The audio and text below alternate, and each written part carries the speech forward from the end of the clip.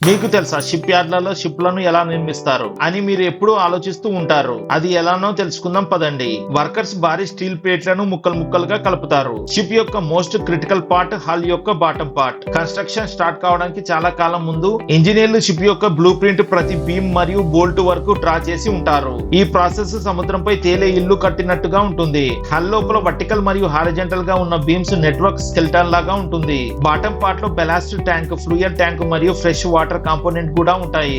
బలమైన పునాది ఉన్నప్పుడే షిప్ 10,000 టన్నుల కార్గోను మోసుకొని సముద్రంలో సురక్షితంగా ప్రయాణించగలదు. తర్వాత డెక్, మెయిన్ ఇంజన్ మరియు స్టెన్ పై ఉన్న భారీ ప్రొఫైలర్స్ ఇన్స్టాల్ చేస్తారు. ప్రతి షిప్ లో 20 నుంచి 50,000 ప్రధాన భాగాలు ఉంటాయి. ప్రతి ఒక్క భాగం మిల్లీమీటర్ స్థాయిలో ఖచ్చితంగా అమర్చబడాలి. హల్ యొక్క బయటి పొరను వెల్డింగ్, సీలింగ్, పాలిష్ మరియు పెయింటింగ్ వేసి ఉప్పు, నీటి, తుప్పు మరియు సముద్రపు గాలి కారణంగా కలిగే నష్టాన్ని నివారిస్తారు. అన్ని పూర్తయిన తర్వాత వస్తుంది most thrilling moment, launching test. Design నుంచి లాంచ్ వరకు ఒక పెద్ద షిప్ కన్స్ట్రక్షన్ నిజంగా ఒక అద్భుతమైన ఇంజనీరింగ్ ప్రాసెస్.